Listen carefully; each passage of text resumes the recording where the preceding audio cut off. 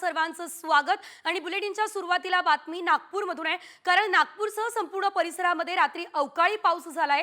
हजारो पोते धान्य भिजलेलं आहे, नुकसान मोठं झालेलं आहे। नागपूरमधील कळमना एपीएमसी मार्केटमध्ये हजारो पोते धान्य या ठिकाणी भिजलं असल्याचं बघायला मिळत आहे। 2 दिवसांपासून आपण जर बघितलं पावसाचा अंदाज होता, असं असताना उघड्यावरती हजारो पोती धान्य नेमकं का ठेवलं हा सवाल उपस्थित केला जातोय। शेतकऱ्यांसोबतच व्यापाऱ्यांच्याही हजारो पोती धान्याची नासाडी या दरम्यान झाली असल्याचं बघायला मिळतंय।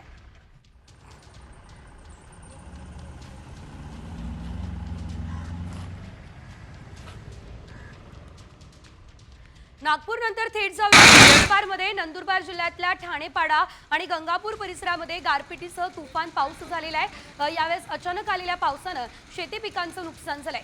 शेतकऱ्यांनी लागवड केलेले कांदा पीक भुईसपाट झाले, मका पिकांचं मोठ्या प्रमाणात नुकसान झालं असल्याचं बघायला मिळालेलं आहे। वादळी वाऱ्यामुळे अनेक घरांची पडझड सुद्धा झाली असल्याचं एकंदरीत आपल्याला बघायला मिळत आहे। काही घरांचे पत्रे सुद्धा उडाले असल्याचं आपल्याला पाहायला मिळत आहे।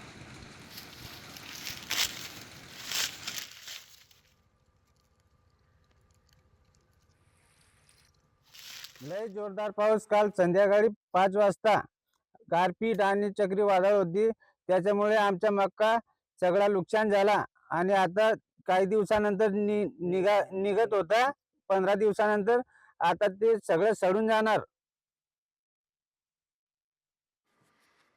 तर सिंधुदुर्गामध्ये मध्यरात्री गडगडाटासह मोठ्या प्रमाणात पाऊस झालाय, त्यामुळे अनेक ठिकाणी झाडं कोसळली आहे। या अवकाळी पावसामुळे आंबा आणि काजू बागांना फटका बसलाय। मध्यरात्री झालेल्या पावसामुळे कणकवली नरवडे या ठिकाणी हापूसची कलमं मोडून पडली आहे, त्यामुळे तयार झालेला आंबा वाया गेलाय।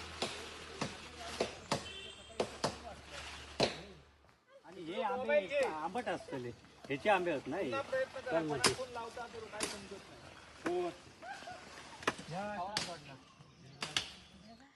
काल आणि परवा हे 2 दिवस आपण जर बघितलं तर संपूर्ण राज्यभरात अनेक ठिकाणी या अवकाळी पावसानं हजेरी लावलेली आहे। राज्यातली नेमकी काय परिस्थिती आहे पाहूयात अवकाळी पावसासंदर्भातल्या बातम्यांच्या माध्यमातून। नाशिक जिल्ह्यात देखील अवकाळीसह मोठ्या प्रमाणात गारपीट झाली आहे। सटाणा तालुक्यातील अनेक भागामध्ये वादळी वारा आणि विजांचा कडकडाट झालेला आहे। पावसानं चांगलंच या परिसराला झोडपून काढलेलं आहे। तर अवकाळी पावसानं कांदा, गहू, द्राक्ष बागा, डाळिंब, आंबा या पिकांचं मोठं नुकसान केलेलं आहे।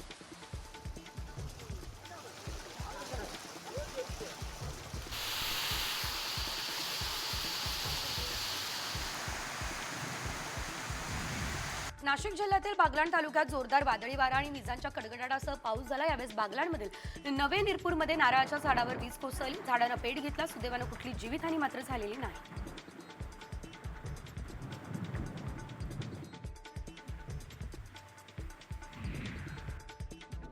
बागलाण तालुक्यातील 100हून अधिक गावात विजांचा कडकडाट आणि वादळी वाऱ्यासह पाऊस झाला। डाळिंबाच्या बागा अक्षरशः उद्ध्वस्त झाल्या, तर डाळिंबाच्या बागा उद्ध्वस्त झाल्यानं बळीराजा संकटात सापडलाय।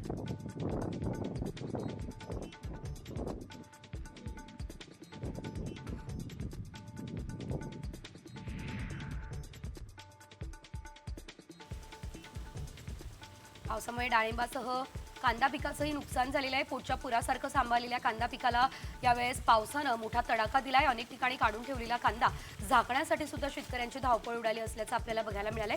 याशिवाय आपण जर बघितलं तर पावसामुळे टोमॅटो, मिरची पिकावरही परिणाम झालेला आहे।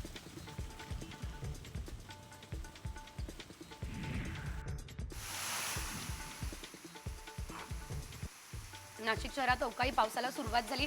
नाशिकला आज पावसाचा ऑरेंज अलर्ट आहे। ऐन उन्हाळ्यामध्ये शहरात अवकाळी पाऊस झालाय। अवकाळीचा कांदा, द्राक्षासह अन्य पिकांना देखील मोठा फटका बसण्याची शक्यता सध्या व्यक्त केली जाते।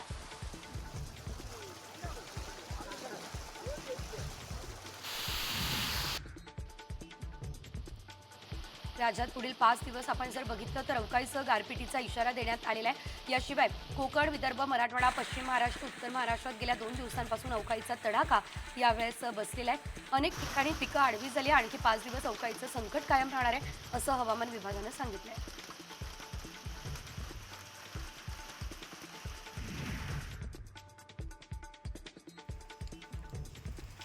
रत्नागिरीमध्ये मध्यरात्री मेघगर्जनेसह जोरदार पाऊस झालेला आहे। जवळपास 1.5 ते 2 तास पाऊस झाला। पावसामुळे रत्नागिरीमधील काही भागात विद्युत पुरवठा खंडित झाला।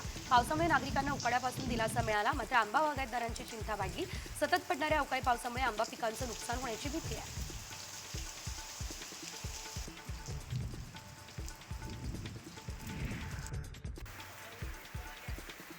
सिंधुदुर्ग जिल्ह्यामध्ये विजांच्या गडगडाटासह पावसानं चांगलीच हजेरी लावली असल्याचं देखील बघायला मिळते. याशिवाय वैभववाडी, कणकवली, कुडाळ या भागामध्ये पाऊस झालेला आहे. जिल्ह्यात गेले 2 ते 3 दिवस ढगाळ वातावरण आहे आणि असं असल्यानं आपण जर बघितलं तर काल वैभववाडी तालुक्यात जोरदार पाऊस झाला ना. पहाटेपासूनच कणकवली, कुडाळ तालुक्याच्या काही भागात पावसाची रिपरिप सुरू आहे. पावसामुळे मात्र हवेत चांगलाच गारवा निर्माण झालेला आहे.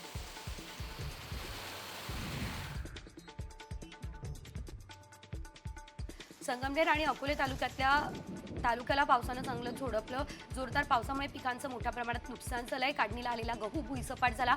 संगमनेर तालुक्यातील पठारबाग आणि अकोले तालुक्यातील राजूर परिसरामध्ये जोरदार पाऊस झालेला आहे.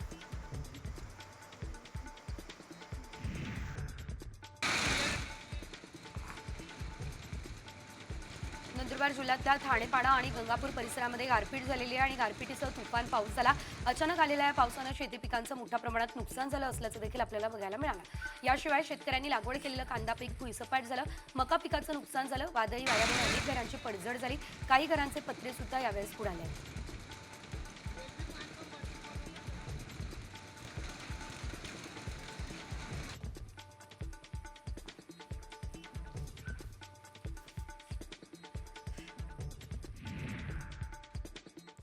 काल मध्यरात्री वक्फ सुधारणा विधेयक जे आहे ते लोकसभेत मंजूर झालं. या संदर्भातल्या बातम्या बघूयात.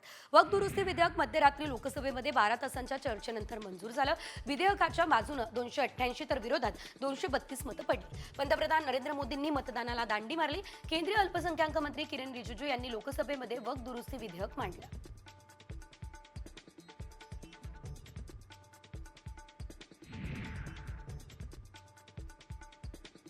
लोकसभेनंतर आता वक्फ दुरुस्ती विधेयक आज राज्यसभेमध्ये सादर होणार आहे. राज्यसभेमध्ये दुपारी 1 वाजल्यापासून विधेयकावर चर्चा होईल. राज्यसभेतील संख्याबळ पाहता विधेयक मंजूर करताना मोदी सरकारची कसोटी लागेल. राज्यसभेत सत्ताधारी एनडीएचे 121 तर विरोधकांचे 85 खासदार आहेत.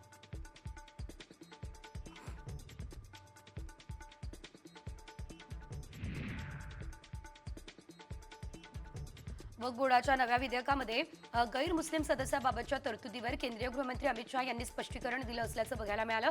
वक्फ बोर्डावर ना यापूर्वी गैरमुस्लिम सदस्य होता ना भविष्यात असेल, हे स्पष्टीकरण अमित शहा यांनी दिलेलं आहे.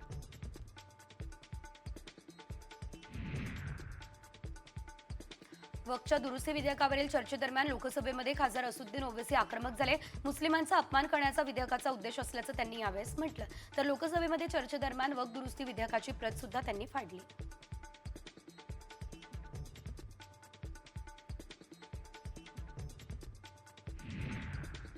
वक्फ दुरुस्ती विधेयकावरून विरोधी पक्षनेते राहुल गांधींनी सरकारवरती जोरदार हल्लाबोल केला असल्याचं बघायला मिळालं. तर या दरम्यान मुस्लिमांच्या जमिनी हडप करण्याचं हे शस्त्र असल्याचं त्यांनी म्हटलं. तर RSS भाजप संविधानावर केलेला हा हल्ला आहे असंही ते म्हणाले.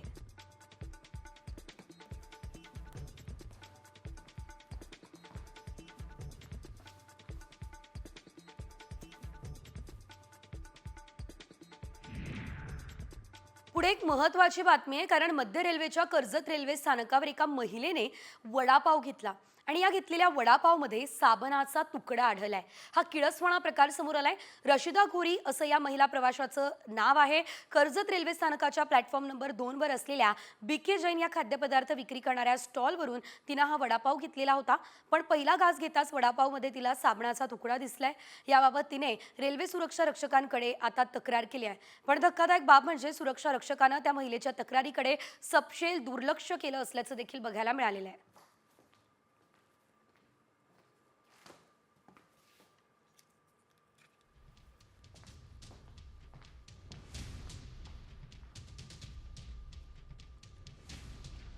सध्या इंडियन प्रीमियर लीग अर्थातच IPL सुरू आहे आणि या संदर्भातल्या बातम्या बघूयात. इंडियन प्रीमियर लीगच्या 14व्या सामन्यामध्ये गुजरात टायटन्सने रॉयल चॅलेंजर्स बंगळुरूला 8 विकेट्सने पराभूत केलेला आहे. गुजरातचा हा दुसरा विजय, त्यामुळे आता त्यांचे 4 पॉईंट्स झालेले आहेत. बंगळुरूचा मात्र यंदाच्या हंगामातील पहिलाच पराभव आहे. त्यांनी पहिल्या दोन्ही सामन्यामध्ये विजय सुद्धा मिळवलेला होता. गुजरातकडून गोलंदाजी करताना मोहम्मद सिराजने सर्वात जास्त 3 विकेट्स घेतलेल्या आहे. साई किशोरने 2 विकेट्स घेतल्या, तर अर्शद खान, प्रसिद्ध कृष्णा आणि इशांत शर्मा यांनी प्रत्येकी 1 विकेट घेतली.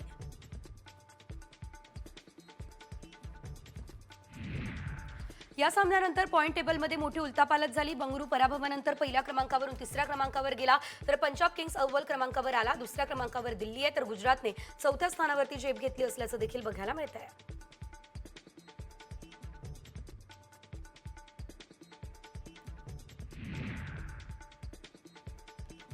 12व्या षटकात कृणाल पांड्याच्या गोलंदाजीवर साई दर्शनने स्वीपचा शॉट केलाय, त्यामुळे चेंडू डीप मिड विकेटच्या दिशेने गेलाय. त्यावेळेस विराट चेंडू सीमारेषेपार जाण्यापासून अडवण्यासाठी आला, पण तो चेंडू अडवत असताना त्याच्या हाताच्या बोटांना दुखापत झाली. तो काही वेळ वेदनेने गुडघ्यावर बसूनही राहिलेला होता.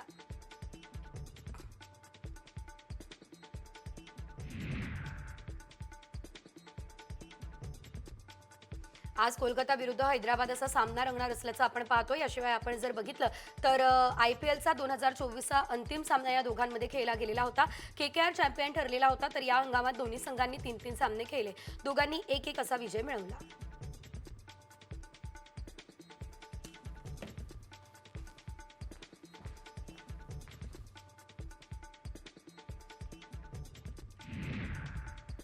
आणि यानंतर तुमच्या आमच्या कामाच्या बातम्या.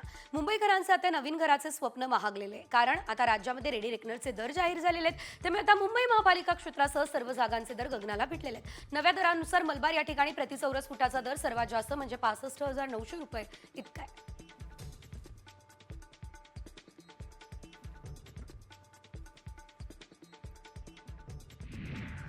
विविध कारणांमुळे सिडकोच्या जवळपास 12,000 घरं विक्रीविना पडू नये, ती विकण्यासाठी गृह विक्री धोरणामध्ये बदल करण्याची चाचपणी सिडकोकडून केली जाते. नियमानुसार सध्या पती किंवा पत्नीच्या नावे नवी मुंबईमध्ये एक घर असेल तर दुसरं घर घेता येणार नाही. मात्र या नियमामध्ये बदल करण्याच्या हालचाली असल्याची सूत्रांची माहिती आहे.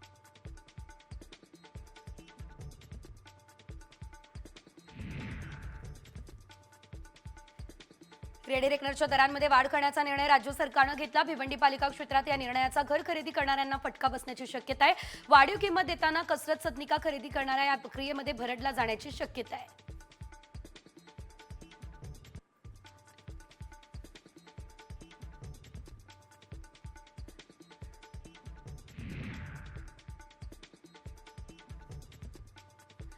आता पुढच्या महिन्यापासून तुम्हाला जास्त बिल येणार आहे. राज्यातील सर्वच कंपन्यांच्या वीज दरात 1 एप्रिलपासून कपात करण्याच्या निर्णयाला महावितरणने आव्हान दिलं. यानंतर राज्य वीज नियामक आयोगानं त्याला स्थगिती दिली. महावितरणने आर्थिक गणित पुढे करून वीज दर कपातीला विरोध केला.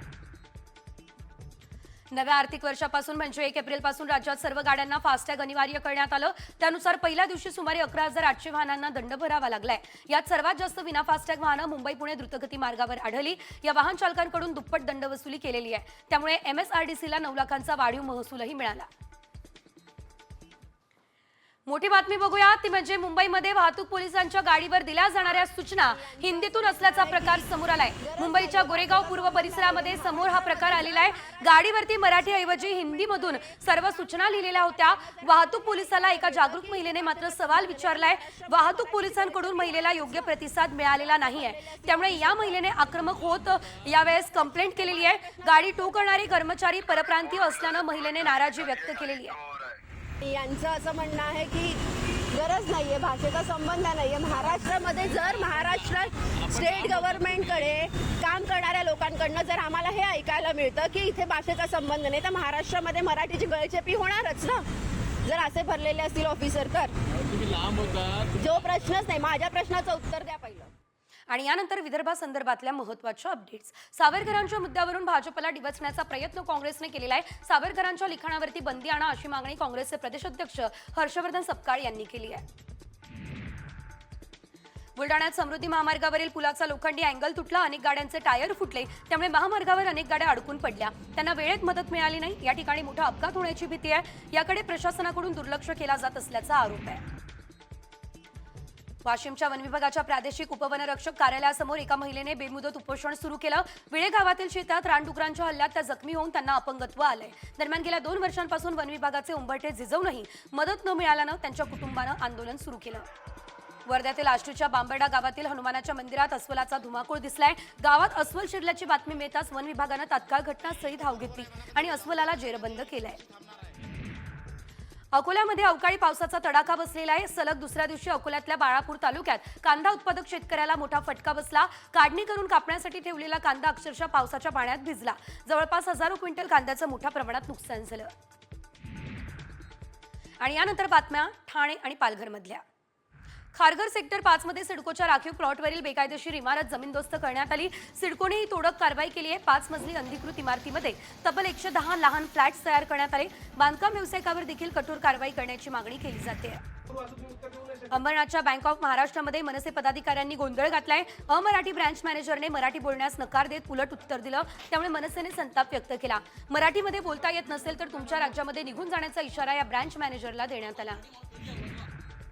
कल्याणमधील माजी नगरसेवक महेश गायकवाड यांचा पीए निलेश रसाळ यांना फोनवरून अज्ञातांना जीवे मारण्याची धमकी दिली. या प्रकरणी कोळशेवाडी पोलीस ठाण्यामध्ये तक्रार दाखल झाली आहे. महेश गायकवाड यांच्यावर उल्हासनगरच्या पोलीस ठाण्यामध्ये माजी आमदार गणपत गायकवाड यांनी गोळीबार केला. या प्रकरणी गायकवाड तुरुंगात आहेत.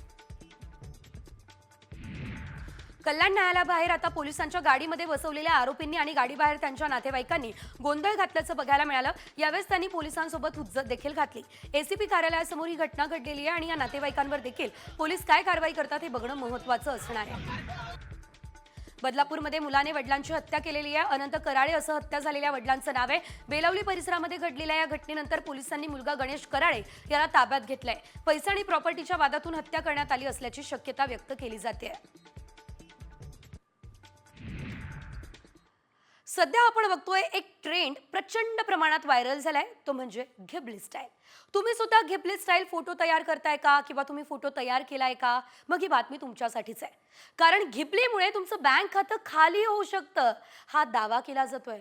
मात्र खरंच असं होऊ शकतं का? याची आम्ही पडताळणी केली आहे. आमच्या पडताळणीमध्ये नेमकं काय समोर आलेलं आहे चला बघूयात. घिबली करेल बँक खातं रिकामं.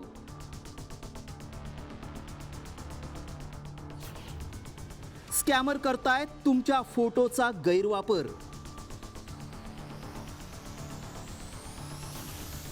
व्हायरल मेसेज मागचं सत्य काय? घिबली काय आहे हे सांगायला नको. प्रत्येकाच्या मोबाईलमध्ये घिबली स्टाईल फोटो नक्कीच असणार. कारण सध्या देशभरात घिबली ट्रेंडिंग आहे. तुमचा फोटो ग्रोक ॲप ChatGPT वरून कन्व्हर्ट केल्यानंतर घिबली स्टाईल फोटो तयार होतो. थोडक्यात काय तर आपला चांगला फोटो हा कार्टूनसारखा दिसतो आणि याच फोटोचं आपल्याला अप्रूप वाटतं. सगळ्यांनाच हे आवडू लागल्यानं आपला घिबली स्टाईल फोटो कसा दिसतो हे पाहिलं जात आहे. मात्र तुम्हाला माहिती आहे का, याच फोटोचा गैरवापर करून बँक खातं खाली होऊ शकतं असा दावा करण्यात आलाय. या मेसेजमध्ये नेमका काय दावा केलाय पाहूया. बनावट ॲप्स आणि स्कॅमर पासून सावध रहा. घिबली स्टाईल फोटो तुम्ही बनवत असाल तर स्कॅमर तुमच्या फोटोचा गैरवापर करू शकतात. तुमचं बँक खातं खाली होऊ शकतं. हा दावा गंभीर आहे. त्यामुळे आमच्या टीमनं याची पडताळणी सुरू केली. खरंच फोटोचा गैरवापर होऊ शकतो का? याचा बँक खात्याशी काय संबंध? याची माहिती मिळवण्यासाठी एक्सपर्टशी संपर्क साधला आणि त्यांच्याकडून याबद्दल अधिक माहिती जाणून घेतली. तुमचे फेशियल रिकग्निशनचे जे फोटो आहेत, फोटो घेऊन फेशियल रिकग्निशन जे काय सॉफ्टवेअर लागतात, जिकडे तुमचं UPI ॲप वगैरे असेल ते ओपन करू शकतात. फेशियल रिकग्निशन ज्याच्यामध्ये ऑथेंटिकेशन मेकॅनिझम लागतं ते. तुमच्या फोटोचा गैरवापर होऊ शकतो. तुमची फोटो जो आहे तुमचा फोटो त्याला जर जिओ टॅगिंग असेल की तुम्ही कुठे आहात, किती वाजता फोटो काढलात, त्याचा वापर केला जाऊ शकतो. हे झालं सायबर एक्सपर्ट्स यांचं मत. आता AI एक्सपर्ट काय म्हणतायत ते देखील पाहूया. त्या ॲपचे जे वापरकर्ते किंवा जे ॲपचे निर्माते आहेत त्यांच्याकडे या छायाचित्रांची मालकी होते. लोकांच्या मनात एक भीती आहे की हे याचा गैरवापर होऊ शकतो का? तर ह्याचं उत्तर हो आहे. पण मी हे इथं सांगू इच्छितो की आपल्या छायाचित्राचा गैरवापर हा एनिवे होऊ शकतो. त्यामुळं आमच्या पडताळणीत काय सत्य समोर आलं पाहूया. घिबली इमेजमुळे आपण कसे दिसतो याची माहिती जाते. सायबर क्राईम पासून धोका आहे. फोटोचा गैरवापर होऊ शकतो. फेसचा वापर करून UPI ॲप उघडू शकतात. बँक अकाउंट रिकामं होऊ शकतं. घिबलीचा वापर अतिप्रमाणात करणं टाळायला हवं. त्यामुळं आमच्या पडताळणीत घिबलीमुळे बँक खातं खाली होऊ शकतं हा दावा सत्य ठरलाय. तुम्ही जर या ट्रेंडचा अतिप्रमाणात वापर करत असाल तर सावधगिरी बाळगा. ब्युरो रिपोर्ट, साम TV न्यूज.